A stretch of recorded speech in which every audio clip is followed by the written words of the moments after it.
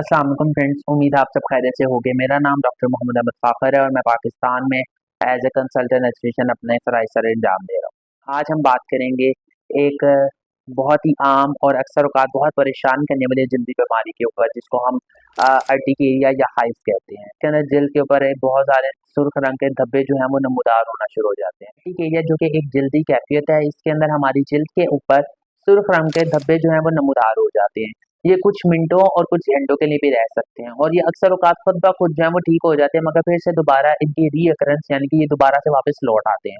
अगर मैं बात करूँ इनके पीछे पैथोफिजियोलॉजी मीन्स ये हो कैसे रहे हैं, तो इसका मैकेनिज़्म किस तरह का है। तो देखिए, हमारे जिस्म के अंदर एक हिस्टामिन नामी केमिकल होता है। जब ये जिस्म में रिलीज़ होना शुरू हो जाता है, तो उस वजह से हमारी जो खून की रगें हैं या जो वेसल्स हैं, उनको ये डायलेट कर देता है। जब ये जो हमारी रगें हैं, जब उनके फैलाव हो जाता है, तो उस वजह से क्या है कि हमारी जिल्द के ऊपर बहुत ज़्यादा सुर्खी आना शुरू हो जाती है, जिल्द के ऊपर ख़ारिश होना शुरू हो जाती है और जिल्द के ऊपर धब्बे बनना शुरू हो जाते हैं। अगर मैं बात करूँ इसकी क्या वजूहात हो सकती हैं कि जी ये क्यों हो रहा है, तो इसके अंदर सबसे बड़ी जो पहली वजह आती है वो है न्यूट्रिशनल एलर्जीज़। न्यूट्रिशनल एलर्जीज़ के अंदर क्या अक्सर औक़ात लोगों को मछली जो है वो सूट नहीं करती, लोगों को अंडा जो है वो सूट नहीं करता, या फिर लोगों को दूध नहीं सूट करता, या फिर नट्स वगैरह स्पेशली पीनट्स, ये चीज़ अगर सूट नहीं करती, तो अगर वो खा लेते हैं किसी बेध्यानी के अंदर भी, या तो उनके जिस्म के ऊपर जो है वो ये थप्पड़ पड़ सकते हैं। इसके बाद दूसरी वजह है कि जी कोई वायरल इन्फेक्शन, किसी वायरल इन्फेक्शन की वजह से इनको ये अर्टिकेरिया या धब्बे पड़ जाना जिल्द के ऊपर वो हो सकते हैं। या आप बहुत ज़्यादा एनाल्जेसिक या फिर एंटीबायोटिक्स का इस्तेमाल कर रहे हैं, ऐसी अद्वियात जो कि दर्द को कम करती हैं, ऐसी अद्वियात इस्तेमाल करें तो उनके साइड इफेक्ट्स के अंदर भी आपको अर्टिकेरिया जो है वो हो सकता है। या फिर आपको किसी इंसेक्ट ने बाइट कर लिया है, किसी कीड़े-मकोड़े ने जो है वो आपको काट लिया है। अक्सर औक़ात जब कोई कीड़ा-मकोड़ा जब काट जाता है, कोई इंसेक्ट बाइट होती है, तो वहाँ पर भी आपको थप्पड़ जो है वो पड़ सकते हैं। या फिर आपको स्ट्रेस है, आपको किसी भी किस्म का स्ट्रेस है, तो उस वजह से भी आप उसको बहुत ज़्यादा वो ओवरलोड है, तो उस वजह से भी आपको अर्टिकेरिया जो है वो हो सकता है। या फिर आप बहुत ज़्यादा अगर गर्मी में रहते हैं और आपको स्वेटिंग बहुत ज़्यादा होती है, तो उस वजह से भी आपको अर्टिकेरिया जो है वो हो सकता है। अब मैं बात करता हूँ इसकी अलामात के ऊपर कि इसकी अलामतें क्या होती हैं। तो इसकी अलामतों में यही है कि जिल्द के ऊपर सुर्ख रंग के धब्बे बनना शुरू हो जाते हैं और वो उस जगह से जिल्द जो है वो उबार हो जाता है, जिल्द के अंदर जिल्द के ऊपर उबार आ जाता है, एक एक ना थप्पड़ सा बन जाता है, जिसको आप कहते हैं धब्बा बढ़ जाना। तो और साथ में ये हो सकता है कि जी आपकी जिल्द सुर्ख हो जाएगी और ये जो धब्बे होते हैं ये अक्सर औक़ात मिलकर एक बड़ा सारा पैच भी बना देते होते हैं। तो ये अलामतें जो हैं वो आ सकती हैं। इसके बाद अगर मैं बात करूँ जो अर्टिकेरिया जो है इसकी कुछ इकसाम भी हैं। हमारे पास इसके अगर इकसाम में बात करें तो सबसे पहले है एक्यूट अर्टिकेरिया। ये ना कुछ मिनटों के लिए और कुछ घंटों के लिए हो सकता है।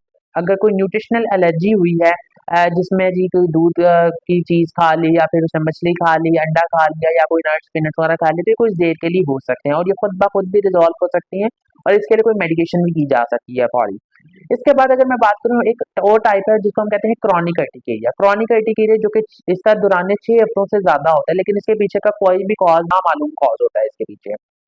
इसके बाद अगर मैं बात करूँ कि हमारे पास है फिजिकल अर्टिकेरिया। फिजिकल अर्टिकेरिया के अंदर है कि अगर आप बहुत ज़्यादा गर्मी वाले इलाके में रहते हैं या आप बहुत ज़्यादा सर्दी वाले इलाके में रहते हैं, आपकी जिल्द बहुत ज़्यादा खुश्क है, या उसके ऊपर प्रेशर बहुत ज़्यादा है, या उसके ऊपर स्ट्रेस आ रहा है बहुत ज़्यादा जिल्द के ऊपर, तो उस वजह से भी आपको अर्टिकेरिया जो है वो हो सकता है, तो उसको हम कहते हैं फिजिकल अर्टिकेरिया। इसके बाद है हमारे पास डर्मेटोग्राफिज्म। डर्मेटोग्राफिज्म में ये होता है कि आपकी जिल्द के ऊपर आप बहुत ज़्यादा ख़ारिश करते हैं, तो उस वजह से अगर धब्बे पड़ना शुरू हो जाए या फिर थप्पड़ पड़ना शुरू हो जाए, तो उस वजह से आपको जो है वो अर्टिकेरिया हो सकता है। अब मैं बात करूँ कि इसका इलाज हम कैसे कर सकते हैं। वैसे नॉर्मली अमूमी इलाज तो ये है कि जी हम एंटी हिस्टामिनिक ड्रग्स दे सकते हैं। आप कैलामाइन लोशन जो है आप उसका इस्तेमाल कर सकते हैं। साथ में आप जो अवॉइड ट्रिगर जो चीज़ इसको ट्रिगर कर रही है, या आपने खुद देखा हो कि जी मैं ये चीज़ खाता हूँ तो जी इस वजह से मुझे ये कंप्लेंट ज़्यादा आती है, या मैं इस एनवायरनमेंट में जाता हूँ, इसको ट्रिगर कर रही है, उसको आपने दूर करना है। इसके बाद अगर ज़्यादा हो तो फिर हम स्टेरॉयडल मेडिसिन्स की तरफ भी आ जाते हैं।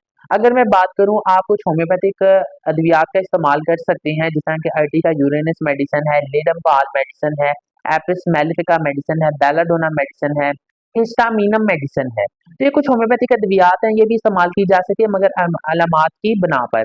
इसके बाद आप प्रिवेंशंस में ये कह सकते हैं, आप तेज मिर्च मसालों का इस्तेमाल ना करें। जो चीज़ें आपको एलर्जी पैदा करती हैं या जिनसे एलर्जी हो सकती है, आपको उन चीज़ों का इस्तेमाल ना करें। मतवाज़न ग़िज़ा लें आप, और खुले कपड़े पहने। कोशिश करें कि जी गर्मियों के लिहाज से जो कपड़े होते हैं उनका इस्तेमाल करें, ज़्यादा मोटे कपड़े ना पहने, खुश्क जगह पर रहें। अपने जिस्म को जो है वो खुश्क रखें और सर्द रखें, ज़्यादा गर्मी वाले इलाके में ना जाएँ, ना ही आपकी बॉडी के ऊपर ज़्यादा स्वेटिंग हो। उम्मीद है आपको आज की वीडियो से बहुत कुछ सीखने को मिला होगा, लेकिन अगर फिर भी आपका कुछ सवाल या फिर कोई क्यूरी है तो आप नीचे कमेंट सेक्शन में पेश कर सकते हैं, वी विल डेफिनिटली आंसर। दोबारा मुलाकात होगी एक इसी तरह एक इन्फॉर्मेटिव वीडियो के साथ, तब तक के लिए खुदा हाफ़िज़।